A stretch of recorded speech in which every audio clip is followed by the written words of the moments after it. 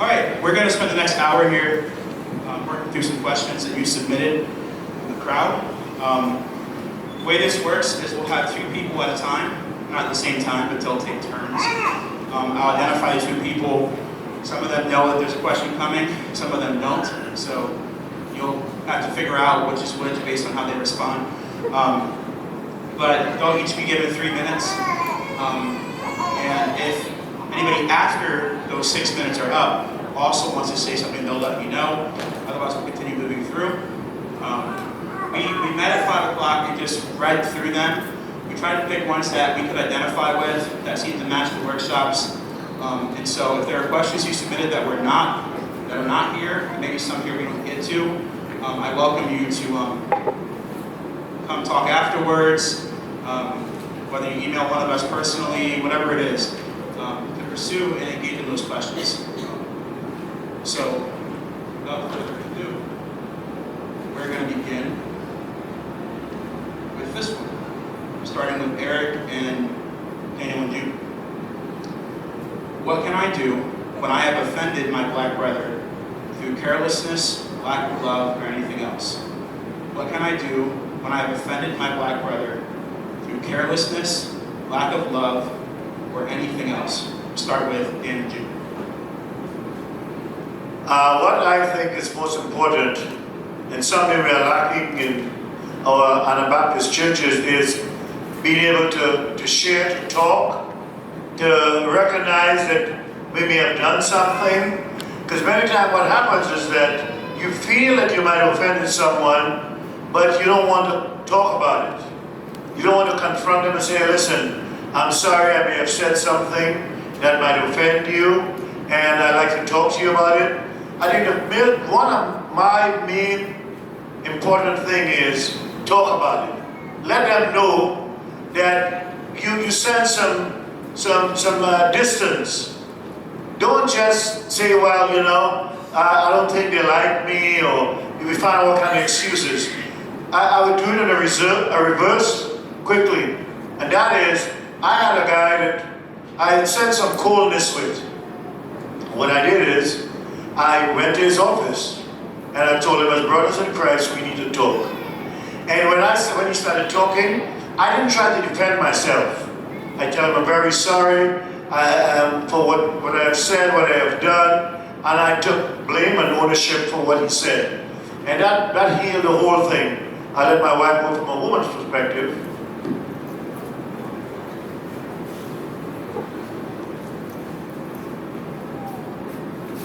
Can you screen?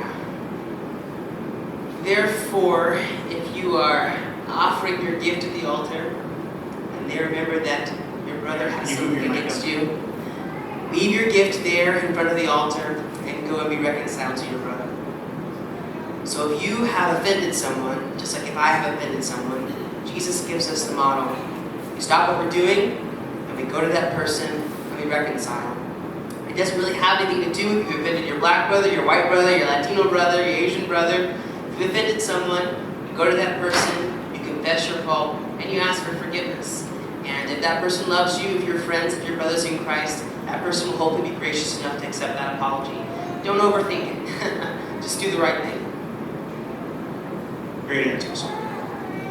One thing I would add there is think of them like human beings. You know, think of them as people who are just like your friends that are owed apologies when they're wronged.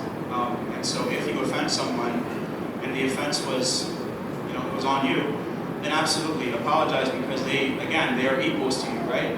We speak of equality, we speak of what this looks like in terms of how to treat people the same. And just like other human beings, when we have things said to us, or when you have something said to you, and it hurts you, to have someone acknowledge and say, I know that what I said was off base, there's something really powerful in that. That's what builds friendships, right? Sometimes our friends are the ones that have offended us the most. Moving on to the next question. We're going to go with Josh and June on this one. What ways are helpful? I'm going to pick on you on this one. I think you should do this one. What ways are helpful for us to help our leader or boards see the importance of answering these questions? And if they won't answer them, then what do we do? What ways are helpful for us to help our leaders or boards see the importance of answering these questions? And if they won't answer them, then what do we do? We'll start with Josh. Yeah, these questions, I'm assuming, are all the ones we're discussing. I think that the first step is you just have to ask the questions and let them sit. And that's hard at times because they're uncomfortable, and there's pushback, perhaps, and criticism times that comes. At the same time, I think personally, there's at a certain level, I feel like a special calling, I guess you could say, to ask the question that no one else wants to ask, and to just kind of put it out there and see what happens. And I find usually if you kind of do it with a smile, it helps. But sometimes if the questions are very sensitive ones, it makes it hard. Now, what to do if the board doesn't answer them? I've been privileged to work, the boards that I've worked with closely, I've been privileged to work with people that do. And I find that many people, this has been speaking from my experience, many board members are willing to consider thoughtfully questions, especially if they trust you. So if they have confidence in who you are and you're a person of integrity and you're a person of humility that is open and teachable, they'll usually listen if you bring them something in the right spirit. Peradventure, you have a board that just seems like is in a completely different spot. This is going to sound really, really hard, but probably time to resign. I don't know what else to say. If you really feel like there's some vision and mission, core values that aren't the same, you're going to have a hard time ever being happy, I think, working in that context. But I would be optimistic. I've usually experienced boards to be willing to listen, and if you approach it, I think, in the right way, with the right spirit, and engage in the dialogue, there's a lot of people that will listen. So I'm an optimist. So I think if we just keep speaking about it, that the Spirit of God will work and use the witness of the saints, and amazing things can be done for the kingdom of God. So I'm really, really excited about that.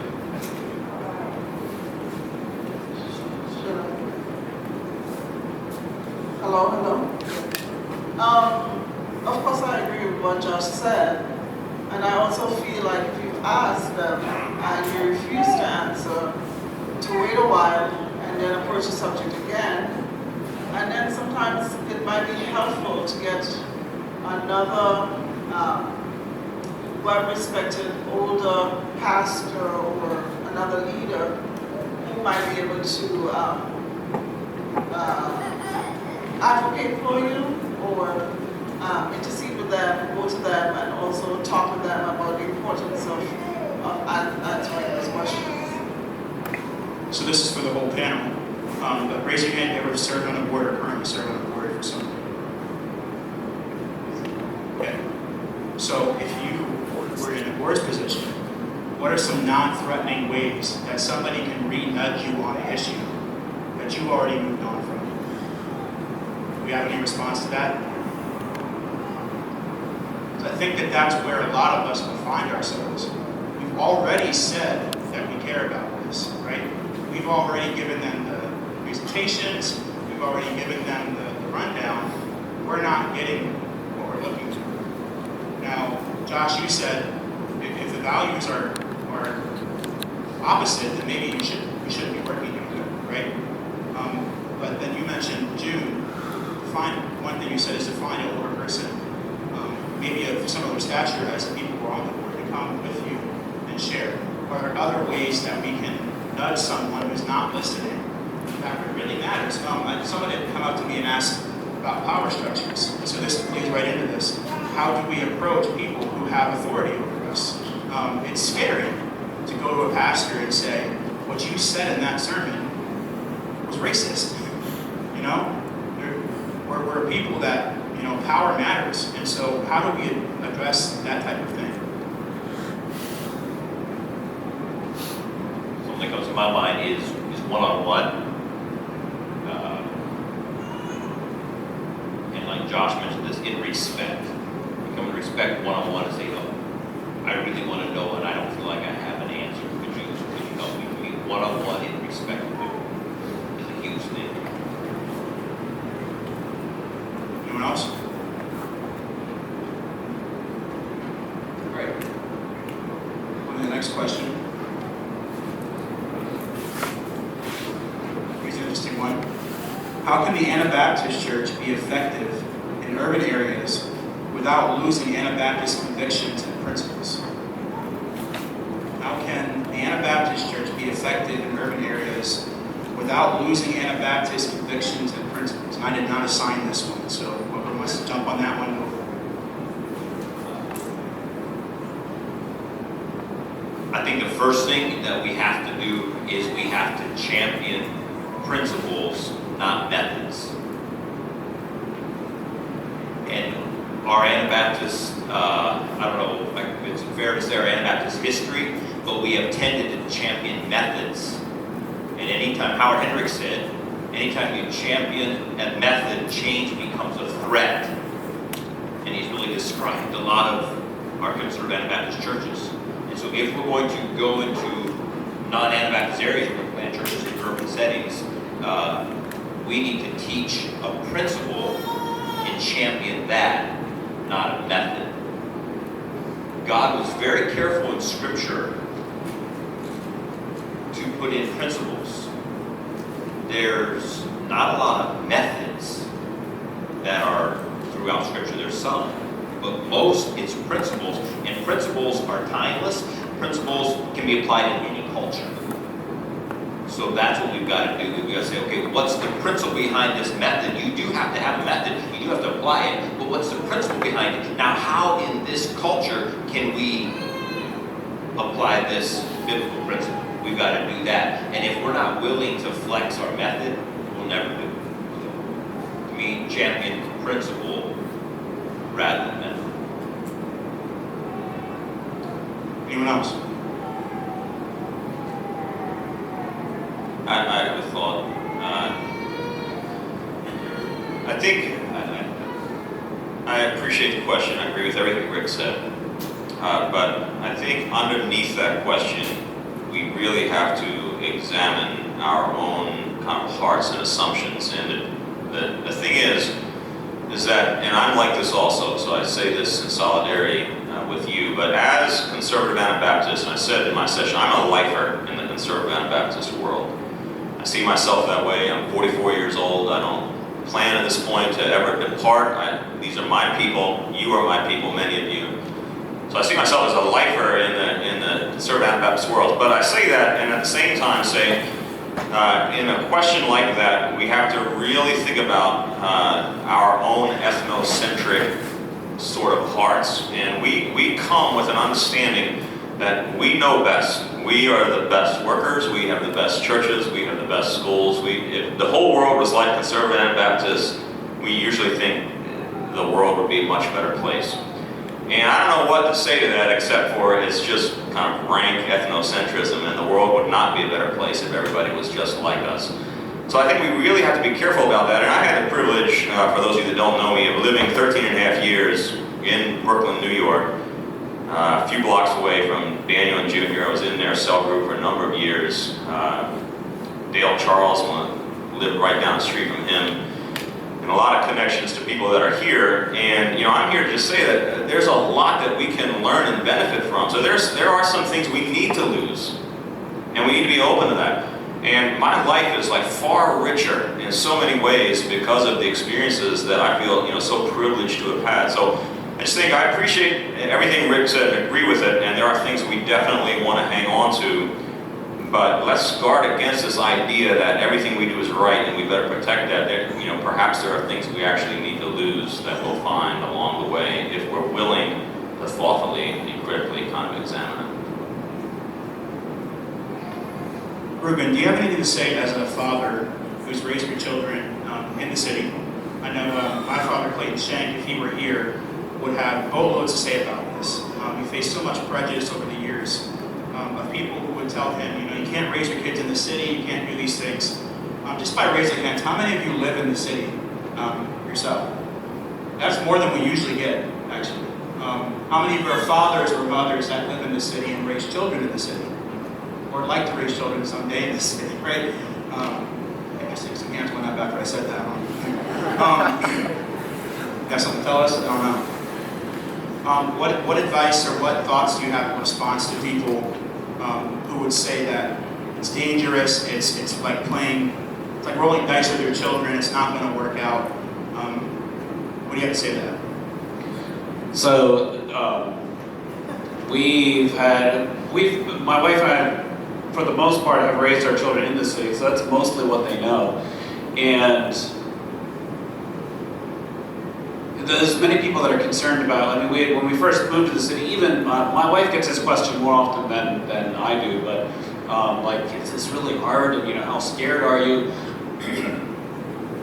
We actually really enjoy living in the city and have enjoyed raising our children there. We get to have conversations with our children that I never had with my parents. And there's issues that get raised that we get to deal with that a lot of times I don't think young people in our churches have to deal with. So the one thing that comes up, Halloween is obviously not something we celebrate, right? But our neighbors do. Well, what do we do with that? And so we never celebrated Halloween, but for us, we most times would sit outside our house and give away candy on a Halloween night because it was an opportunity for us to connect with our neighbors, even though we made it clear that it was not something that we participated in. The one thing that we emphasize to our children is that this is something our neighbors care about, and we talked about why we might not practice it, but we can be respectful. We don't have to make fun of them for what they're doing. And there's many places where we've had the opportunity to have discussion with our children, and we're grateful for the opportunity. And those opportunities to ask those kind of questions and to recognize that the world isn't necessarily black and white. My daughter, when she was young, was trying to figure out how it's possible that our neighbor who is a Christian wears pants. How that can't be. But again, that was a conversation we were able to help her understand that, well, it's actually the world's a bit bigger than that. And we spent a lot of time interacting with other Christians in the city that weren't Mennonite. And so our children's world was a lot broader. We also got to spend time with a diverse group of people because the cities have a diverse group of people. And so my children have gotten to have opportunities and are able to see the world in a very different way because of having been raised in the city. Thank you. All right, I'm going to come back to you, Rueben, actually, and I'm going to get Eric as well on this one. How do we respond to movements like Black Lives Matter? Can or should we join with them? If not, then what? How do we respond to movements like Black Lives Matter? Can or should we join with them? And if not, then what? We'll start with Rueben.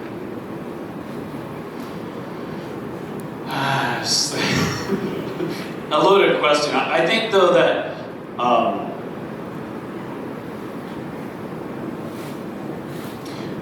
when Jesus was here on the earth, he made it very clear that he cared about everyone.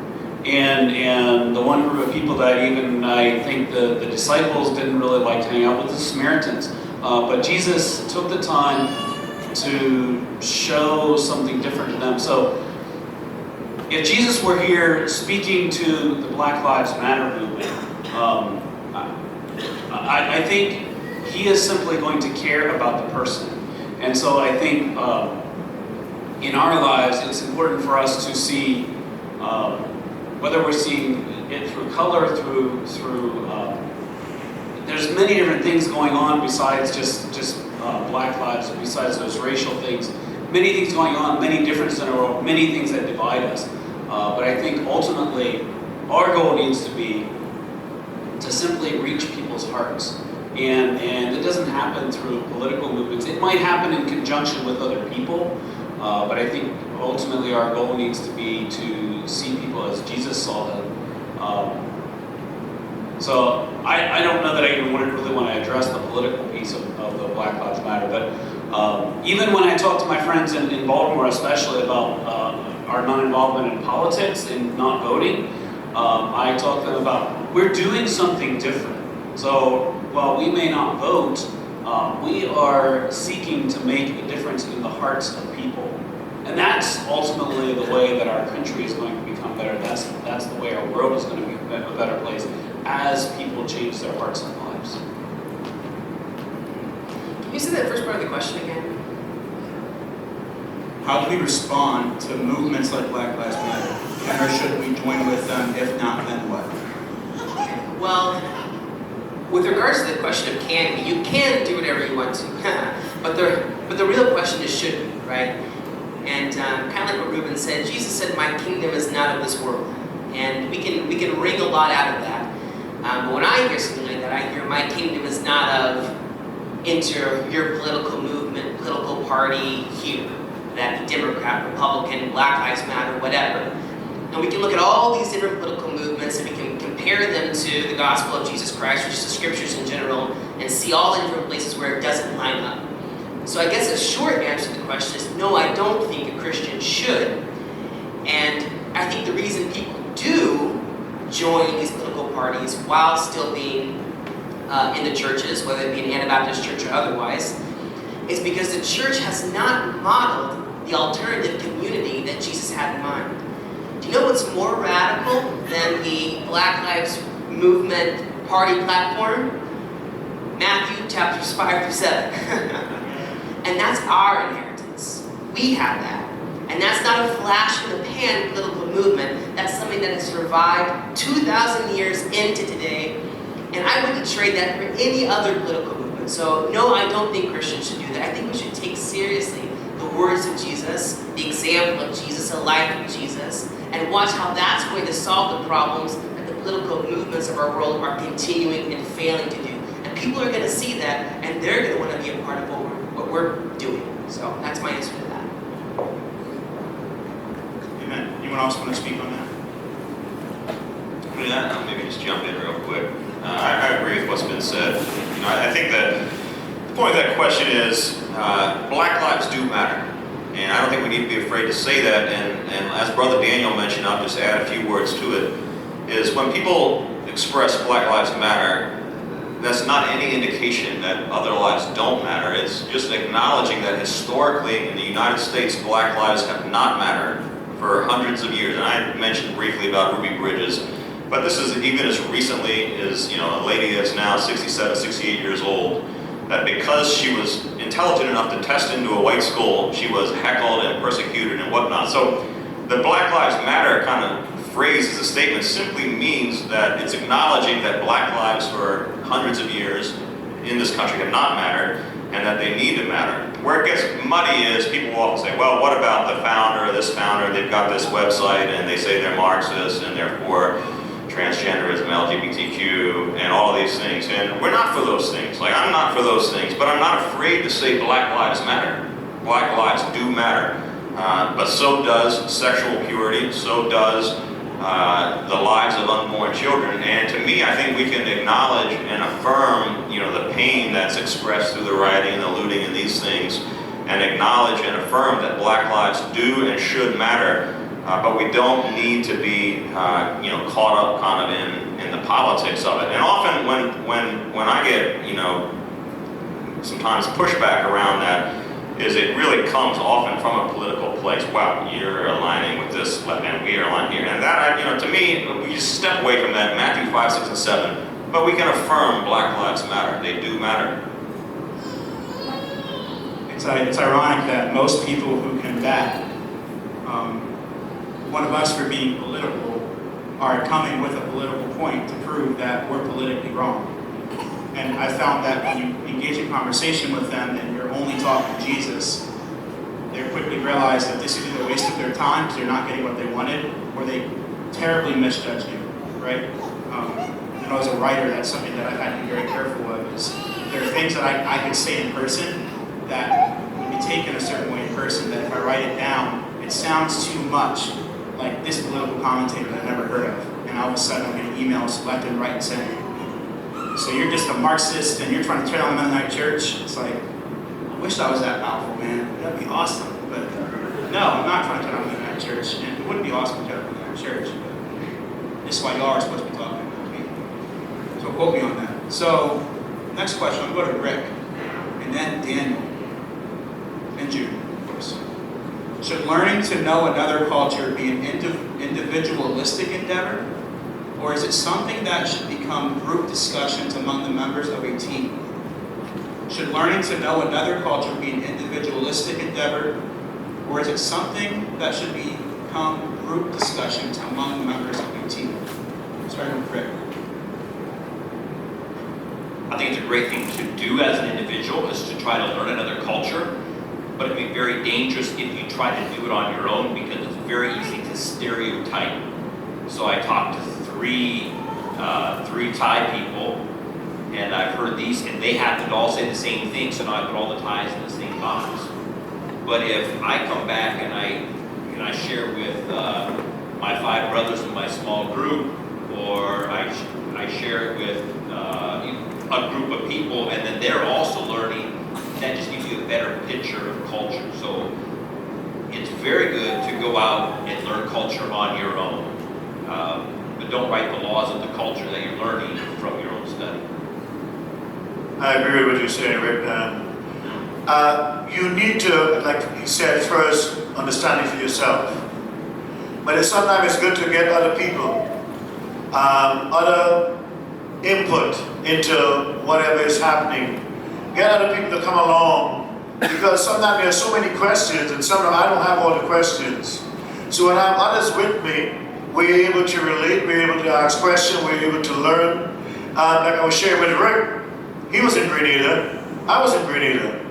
He had some experiences, and I had some experiences, and we shared different experiences we have had. He was in Thailand, I was in Kenya, and we shared about the difference in the different culture. So sometimes I think it's good that we could learn things by ourselves, but as we share among others, and we talk about it, we realize that we are lacking in some places. Last time he talked about in Grenada, the headlights, turning them on or off. I mentioned to him something. He understood also the thing of Rick is over 30 years old. I wouldn't say how old you are, but he's over 30 years old. So as a young boy at 5 years old in Grenada, and they would call him Rick, they would be slapped by their parents. Because you don't call an older man by his name. You call him Uncle Rick, Pastor Rick, Mr. Rick, Grandpa Rick. But that's a culture, so you have to understand. So sometimes different things and different people share different experiences, right? If I'm getting the question right, is we share the different. Everybody's laughing. Is it because of Grandpa Rick? No. But maybe I should say that's not what's in our Anabaptist culture. Because I remember coming to New York City, and the young children would call me Daniel, and I wouldn't answer them for weeks and months. They're not speaking to me, because I grew up in a culture that didn't accept it. I don't have too much more to add except to say that sometimes when you want to start out to know a culture, whether it's reading books or other information to learn, you can do that on your own. You can start off on your own. But there will come a time when it's important for you to have a team or have other people that you can discuss it with, and to bounce ideas off of, or to bounce different things that you might be learning in the culture that you might need answers. I think it's good that the team that you're working with, that it would be people from that culture as well, because I think it's important to learn from them and not only learn from your peers or people from your own culture. Anyone else want to comment on that? One thing June just said, make sure you work with people from that culture. When you're learning the culture, you are the student. And those in the culture you're learning, they're the teacher. So even as I'm taking notes and then I compare with the people that we're learning, we're still all the students. And so don't try to learn it without that interaction. And they are the teacher. You're learning from them because it's their culture, not me. So follow up to that. So a lot of people in this room are going to go home and they're going to say, that sounded really good. How do I make it happen at home? I think that's the heart of the question. Is behind that is the concept that either I'm an individual. Some people are here as one person from a big church, and they just came because they want to be, right? But now they're going back with a burden and with their eyes awakened. I'm sure some people were I've heard a lot this weekend. I just can't believe this stuff. Like, this is crazy. We hear that a lot, right? Like, it's so hard to believe. And that's an okay response initially, as long as it's the initial response and not 5 years later, I just can't believe this stuff, right? And you've been hearing it for 5 years. But there's a dynamic involved here that people are going home unsure how to apply what they're learning. Is there any advice as to how to apply the fire hose of what could be jarring and new information in their own communities while still maintaining humility and I heard respect several times here tonight. How can we be respectful to our families? How do we apply these things in our kids' clubs right away? And so if there is a power difference, if there is representation and we want that, what are some of the dangers and what are some of the benefits of something like that?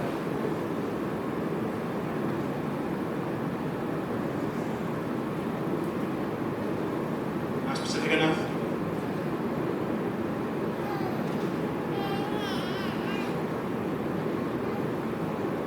Well, this may be completely off the question that you're asking, but I think it begins by putting ourselves in vulnerable situations. So in my job, I work at Amazon, I work in a warehouse, and I work with people from all across the world. And what really surprised me was just how surprised people were when I asked them very simple questions like, what is your name? Because most of the Americans that I work with, whether they be white or black, look at the name on their name tag, see it's hard to pronounce, and just say, forget about it. It's not worth it. So just asking them to just, what? Like, you want to know my name? And they're happy to tell me. And from there, I can start to ask them other questions about their culture. How long have you been here? You know, what's different from, being here than versus being in Mali or Zimbabwe or whatever. But it starts with putting yourself in vulnerable, even awkward situations to start those conversations, and then just get a feel for it. There's no easy way to do this, and there's not even really a formulaic way to do it. Like, I wish we could, maybe somebody has it, but I don't have it. In working with the Hispanics that I've been working with in Price Hill, it's just been a matter of just going there, putting myself in the places where they work, where they eat, where they congregate, getting to know the language, and then just asking those questions, and from there developing relationships. And just the fact that you are interested, people are gonna be attracted to that, and they're going to help you. So I give yourself grace. I say give yourself grace because you're trying to do this, and many people are not even going to start to take those first steps. But just put yourself in vulnerable, awkward situations, ask those questions, and then just kind of go from there. That's the advice that I give. Anyone else? Good. This is two questions. I'm going to loop into one. I'm going to respond. First, I'm going to turn over to Josh. One is directed to me for one of my workshop. Josh also mentioned that he thought he would have something to say about this. So the first question is there value in keeping an entire staff team member?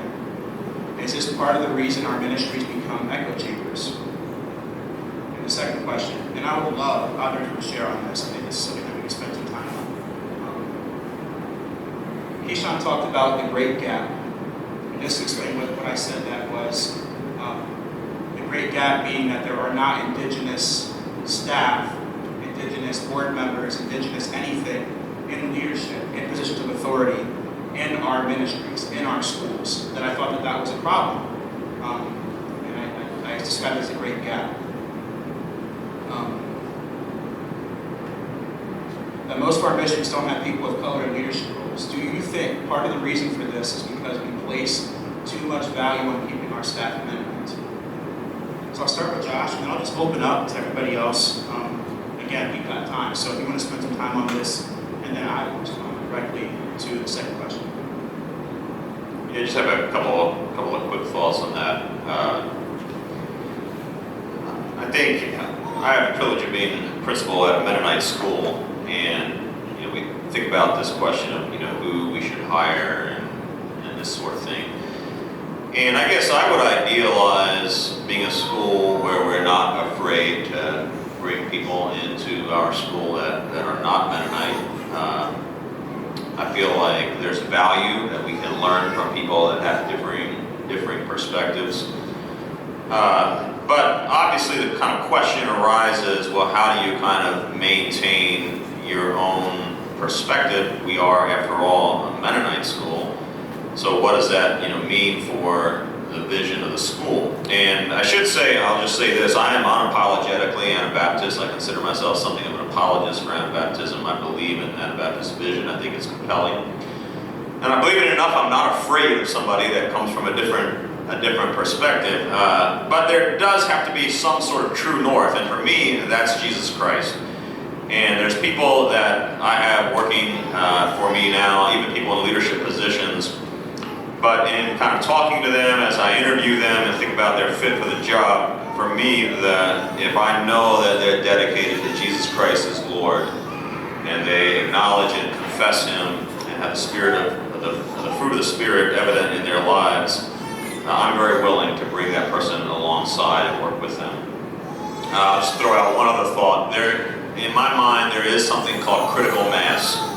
And if you've read Malcolm Gladwell at all, he talks about this in a few of his books. But for the identity, I think, of an organization, and because I do believe and I do advocate for the Anabaptist vision, I try to hold to a critical mass around people that are similarly minded. That's not to be judgmental against people maybe that come from a different faith tradition or perspective. So I find myself, I am willing to hire people that aren't Mennonite, to bring them on the team, to put them even in positions of, where they're empowered to make decisions and whatnot, as long as we're kind of anchored in Jesus Christ, they're anchored around our core values, and we retain a critical mass really around the vision of the kind of Anabaptist perspective like that. So that's kind of how I think about that.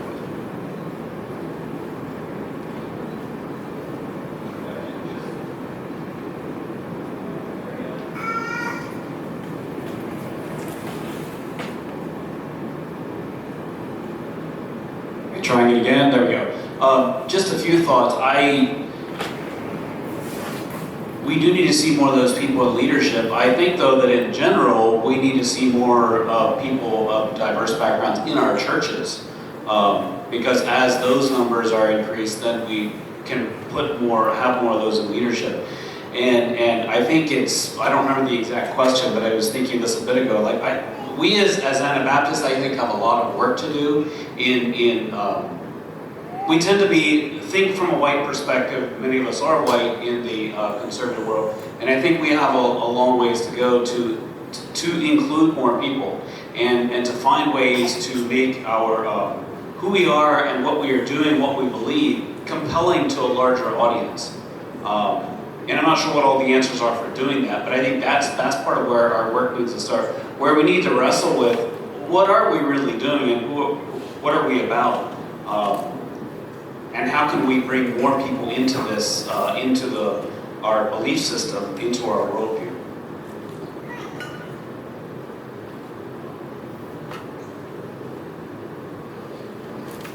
It's really important to know what is this board about, and that helps you know what kind of people need to serve on it. So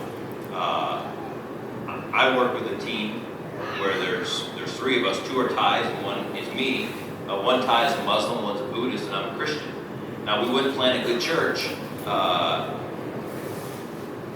it's a basketball ministry and an English teaching ministry.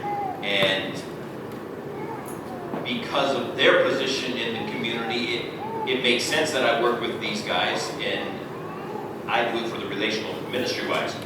I worked with a Filipino and a Korean in starting the AC student convention in Thailand, and that was really strong, that it wasn't just a white American and it wasn't just a Mennonite, because the convention wasn't then my thing, or my Filipino brother's thing, or the Korean brother's thing, and it became like all sorts of cultures were represented there from the different schools. So there can be strength when you have diversities of backgrounds, but it does depend on what you're going to do. Now, if I'm going to plant a church, I don't think my Korean, my Filipino brother and I, we could have done that together. That would have been more difficult. But to do a week-long convention and impacting young people, we could. So it can vary on what you're going to do, but as much as possible, you want to vary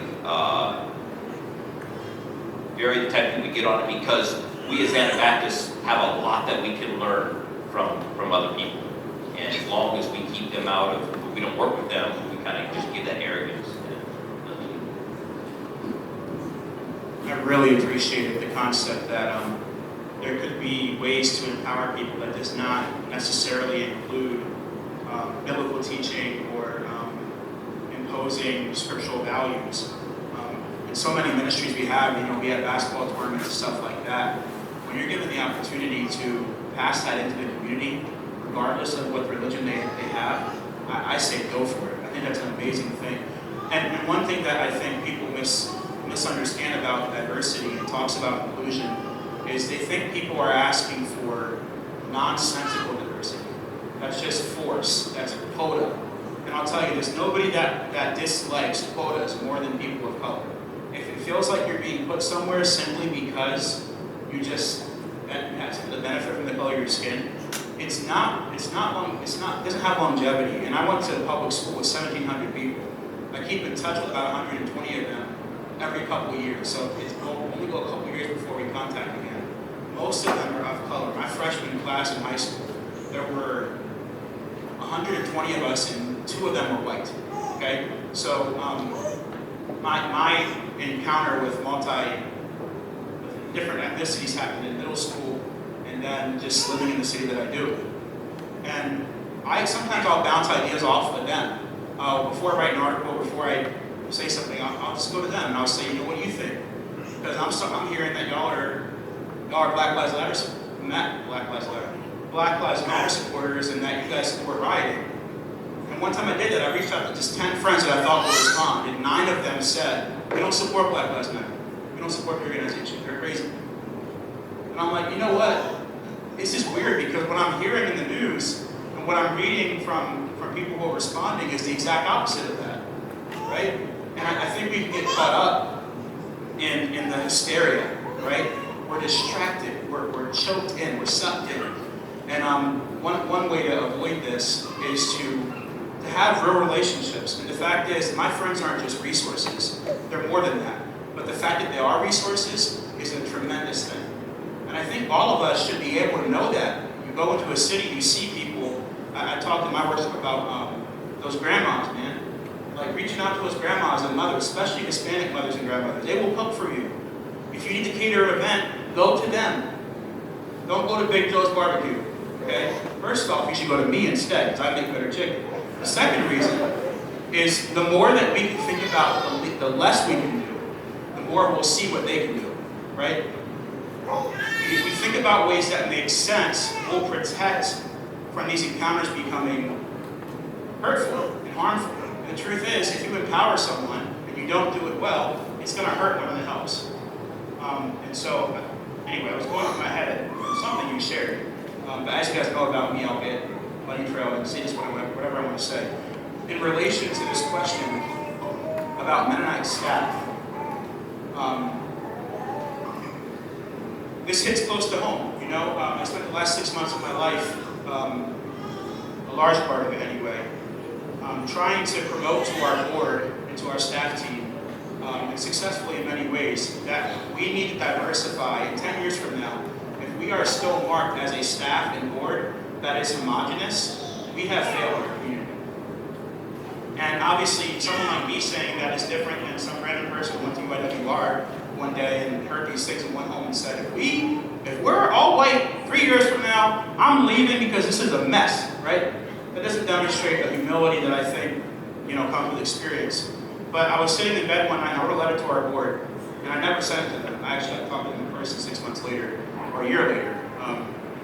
And pouring out my heart after the George Floyd shooting, that I just feel alone, right? And I'm not the only one. That I've met so many people of color. I just met Eric online. We talked a little bit, and everybody just relates to this feeling that when you step in these circles, you just feel alone.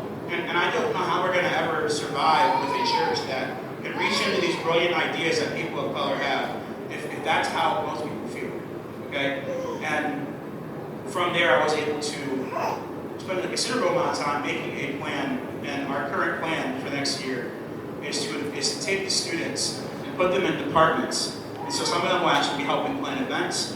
Some of them are helping design our bulwark and we're putting them next to our new school building. Some of them are helping plan field trips and focus days. We're going to have a whole day of things focused on Black History Month, Hispanic heritage, and guess what? Their moms are going to come in.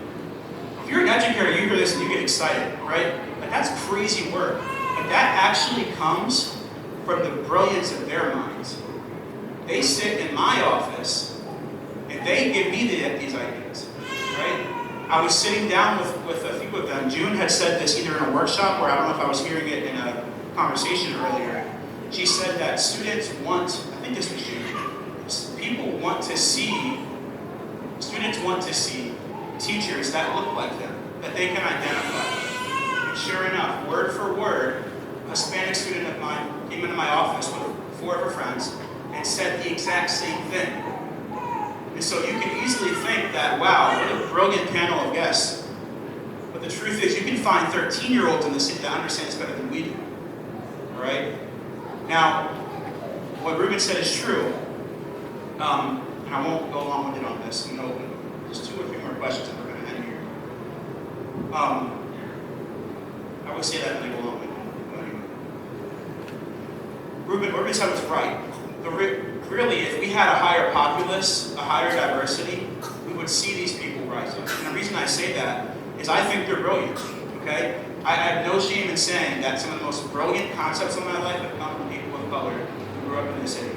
Because the culture is brilliant. There are brilliant things about the culture, even in the hood, right?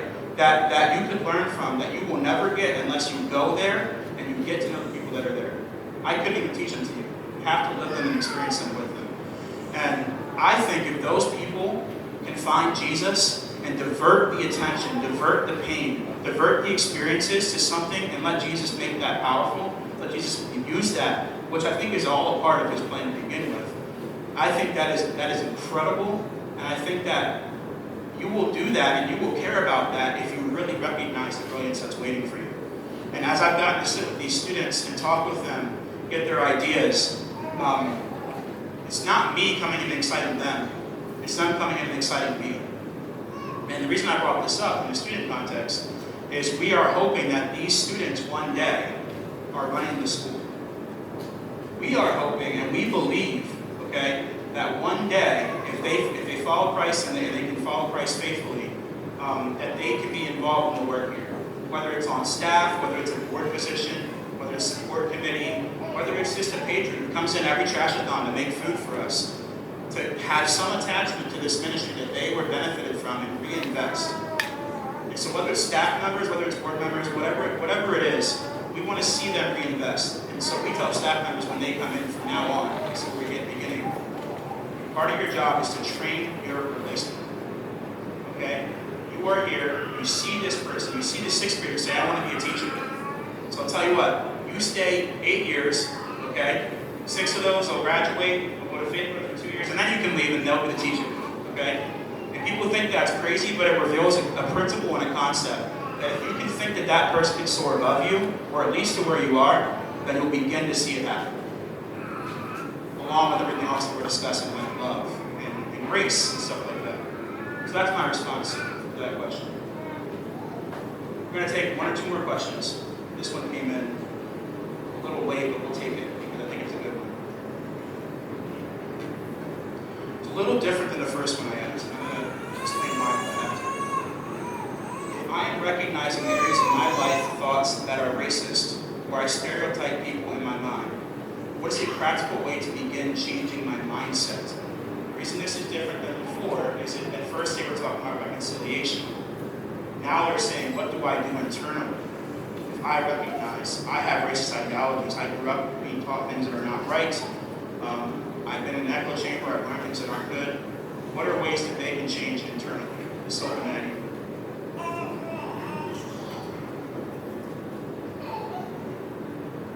Build relationships with somebody that you're racist against. So whatever culture, whatever race it may be that in your mind you have a hard time with, so pray that God helps you find somebody from that race and then get to know them. Because out of that relationship you realize it'll change that. Because a lot of these concepts are things in your head, and you've got these things because you just stereotype that whole race or that whole group. So build a relationship.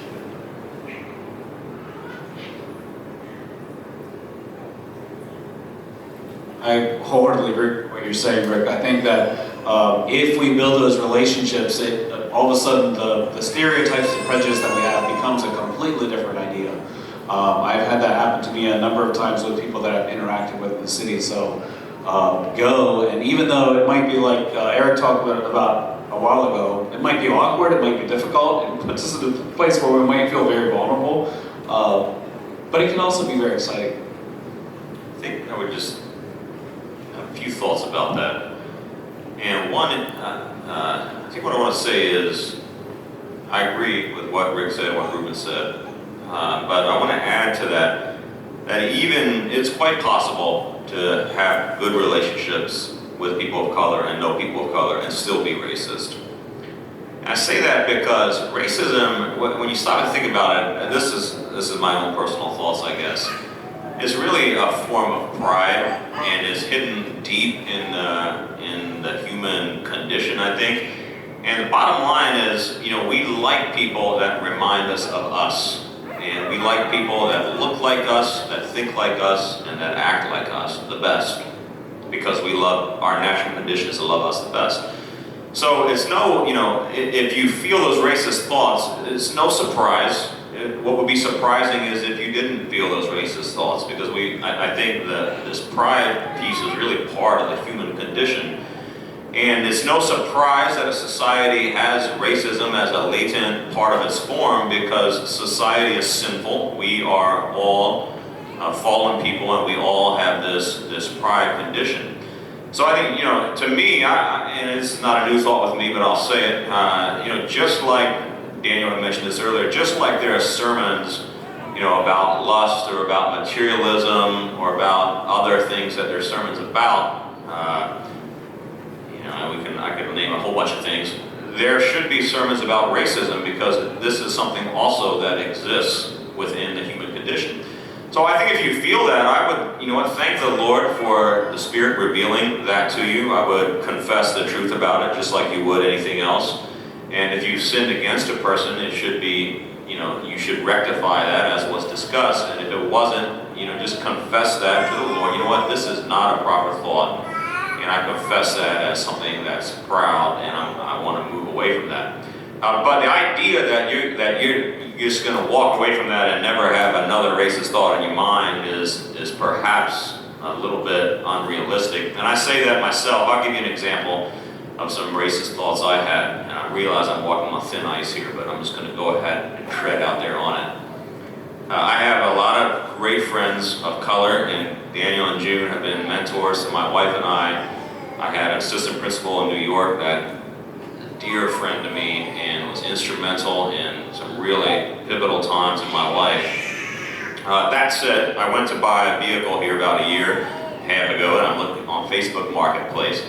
And what I found myself doing is, if the vehicle was listed in a city somewhere, or there was some other tell that I thought it was from a minority, I found myself you know what, I probably don't want that one. I think I'll look to see if I could find something that looks like it's in a nice white neighborhood or whatever. And I've talked about this with my wife, this propensity that I had, or based on the name that it said to call, and I had a conversation with the Lord about that. I realized that I've got these kind of pieces in there that came out even in that little way. So So I think don't be afraid of that. Whoever's asking that question, I think is something that exists and is something that we deal with from time to time. And we can talk about racism. That's one form of prejudice. There's other forms of prejudice. The Book of James, as mentioned earlier, talks about classism and this sorts of thing. But we got to be mindful of that because it's really rooted in the sin of pride, and that's rooted deep in the human condition. I wanted to just jump off of what Josh was saying, because I couldn't agree more that the sin of racism is rooted in pride. And I immediately thought of two passages, one where Paul is talking and he says, do nothing out of selfish ambition or vain conceit, but in humility consider others better than yourself. And then Jesus saying, the greatest among you will be your servant. And also what Josh has said is so correct. You can have good relationships with a person of color and still be racist against other people of that same color. I know many of those people because I was raised in a white world, a white culture, a white community. So I know how to act in ways that people almost forget that I'm black. So I'm the exception. We don't really like black people, but we like Eric because he's well behaved and he works hard and XYZ, he's a good Christian, But what you can't do, really, is be racist against someone and serve them. And so it's not just enough to have a good relationship. You should put yourself in a place where you are serving those people that you're having feelings against. And something that I learned when I started reaching out to Hispanics was that from my own background, being politically active, I had to work through prejudices I didn't know that I had against Hispanic. And it was, surely I'm not racist, right, of course, until you put yourself in an area of service and you're thinking, me, I'm out here and I'm trying to help people and they're looking down on me and maybe I'm thinking, well, they're not even legal and I'm a citizen of this country and how could they, blah, blah, blah, blah. And you stop and think to yourself, what did you just say? What did you just think? What was really in your heart? And you can just stop and be despondent, and I was for a while, but the more you serve, the more you buckle down and serve, the more you have a heart that Jesus had for the people who he served who didn't like him very much often and rejected him. And yet it didn't stop him from doing what he was doing. So, yes, recognize that, confess it, repent, and then put yourself in opportunities where you are continually serving those people, and so you can root those feelings out at the source. I feel like our brains are wired sometimes, because I was just about to go to you and ask the question, are there good and bad ways to go and do this? To go and ask a person of color questions about, Another thing I would add to that, if you weren't going to say it, is it can be sometimes frustrating when people come to you only during times of crisis or only during times of political turmoil, because for people of color who are part of the kingdom, their struggle was not a pocket where, well, we're really struggling during the George Floyd phase, but we kind of forget about that as we continue. That's a disconnect that we don't share, because this is something that we feel every day, or at least on a regular basis. And so if you reach out the day after George Floyd gets shot, even if you're just reaching out to offer condolences, sometimes that can be confusing for us as well. If you're doing it with a pure heart, you do not need to, there's no list to say this is what you should do, when you should do it. I'm simply offering a caution that if you're going to reach out for a relationship with people of color, there's a way to do that is tactful, in a way that is genuine. And I think you hit it on the head. The exact word is service. I was told by my pastor one time, I was so frustrated with these Mennonites. I just couldn't stand them. And I've gone through plenty of ups and downs with relating to Mennonites even in our church, which is of no surprise. It's been a long time. Well, he came to me and he listened to me for probably 2.5 hours, talk about everybody in the church and why they don't get me and why they don't understand me, why they're the problem. And he looks at me and he's like, all right, well, tomorrow I want you to go call this person up and I want you to go mow the grass. I'm like, you gotta be kidding me, man. But you know what? 10 years later, that was solid advice. And that healed my relationship with that person. I didn't mow their grass, it's something else, I hate mowing grass. But I went to their house and I offered to just spend time working with them in their home. And that really healed the bitterness and frustration that I was feeling. And I think it's a principle that applies more than just talks about racism and relationship building. And even work and reconciliation, going back to the first question that we talked about. A great way to reconcile with someone is to pursue authentic ways to relate that don't carry baggage. And there's no baggage in washing someone's feet, okay? If you can go in and you can serve, you're not coming in with an agenda, and I bet you, then starting a conversation is gonna be a lot less tricky and risky. So you hit it in the head. It's great. Last question, and we're gonna move away from race for this last question. We're talking a lot about race and cultures this weekend, and that was the intention, but it's not all we're talking about. One word that's come up a lot this weekend is discipleship. You know, someone asked, after a child commits their life to Christ, how do you disciple them well? And the follow-up here is, when you already struggle to find enough time or staff to just do the club.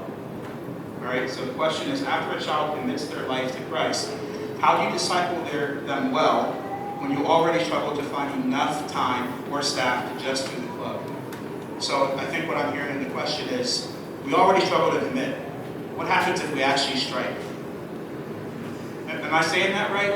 Like we can do twice a month, right? A lot of y'all are doing every other week, once a week maybe, once a month, some of you.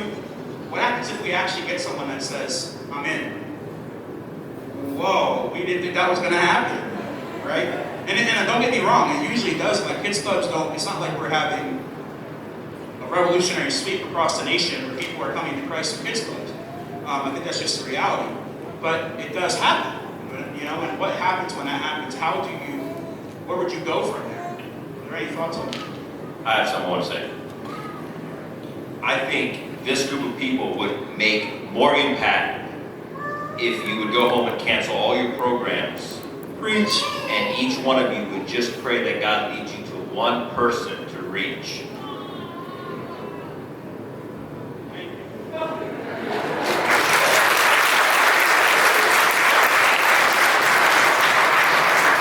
Programs have their place, but too often we care about the program rather than the relationship.